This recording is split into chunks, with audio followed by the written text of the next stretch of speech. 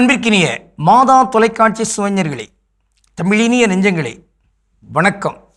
திரிகடுகத்தில் இணைந்திருக்கும் உங்கள் ஒவ்வொருவருக்கும் நன்றியின் வாழ்த்துகள். இன்று மீண்டும் திரிகடுகம் 23 நாம் நிற்கின்றோம். 3ஆம் கருத்தினை இன்று ஆய்ந்து பார்க்கிறோம்.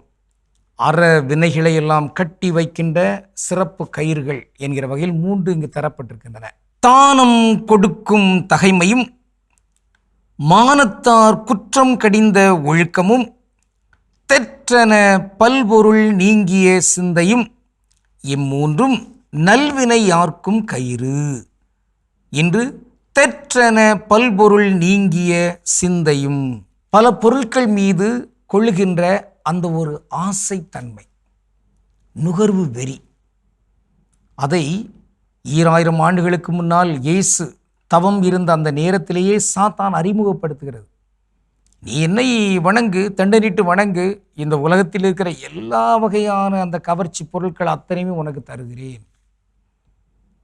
இன்று விளம்பரங்கள், இன்று வருகின்ற பல்வேறு வகை நுகர்வு வெறிக்கான அந்த வாய்ப்பு சூழல்கள், இவை எல்லாமே சாத்தானின் சோதனைகள்.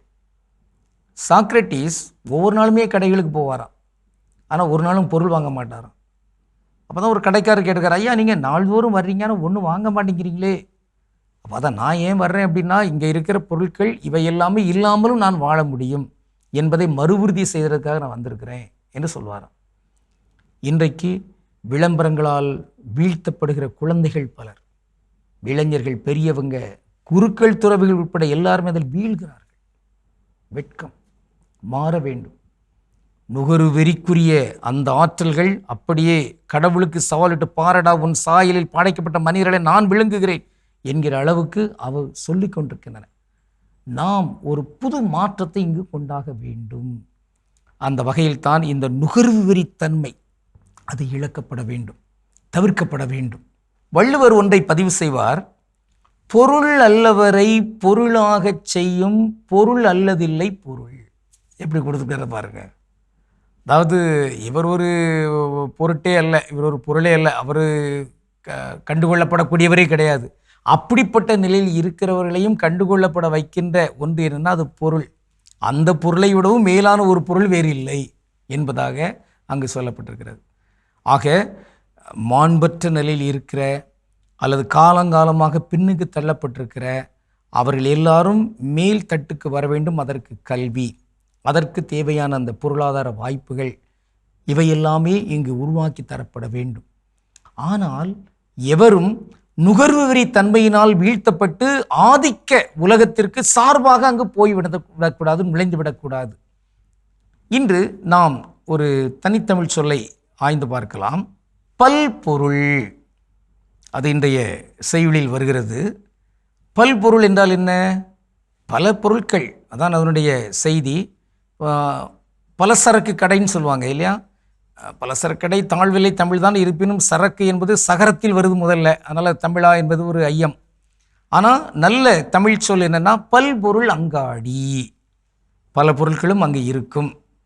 இப்போது இங்கே இந்த பொருள், அதற்கான அந்த பன்மை அது என்ன? பொருட்கள். இப்போ அதில் அந்த பொருட்கள் என்று வரும்போது புணர்கின்ற பொழுது அதில் இட்டு வருமா, இழு வருமா? பலரும் பொருட்கள் அப்படின்னு போடுறாங்க, ஆட்கள் அப்படின்னு போடுறாங்க. அப்படி கிடையாது. ஆட்கள் பொருட்கள் என்று புணறிவிட்டால் அது என்ன மாதிரி மாறிடும்? பனங்கள், தென்னங்கள் அப்படி மாதிரி.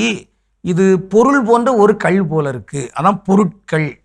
ஆட்கள், வாழ்த்துக்கள், அதில் இக்கு போடக்கூடாது, போட்டால் கல்லுன்னு ஆயிரும். அப்போது பன்மையில் வருகின்ற பொழுது பொருட்கள், ஆட்கள், வாழ்த்துகள், பாராட்டுகள் என்று தான் நாம் இங்கு சொல்ல வேண்டும்.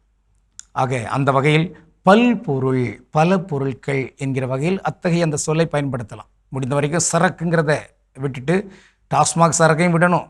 இந்த பொருளிலும் சரக்குங்கிற சொல்லை விட்டுட்டு பொருள் என்பதில் நாம் கவனம் செலுத்தலாம். நன்று. அப்படி என்றால் இந்த திரிகடுகம் நமக்கு சுட்டி காட்டுகிற அந்த அறவினையை நம்மில் வைத்து அப்படியே கட்டி எழுப்புகிற அந்த தன்மைக்குரிய செய்திகளை எல்லாம் உள்வாங்கி வாழ்வதற்கு முயல்வோம். கடவுளுக்கு திருவிழமானால் மீண்டும் நாளை திரிகடுகத்தில் இணைந்து மகிழ்வோம். நன்றி, வணக்கம்.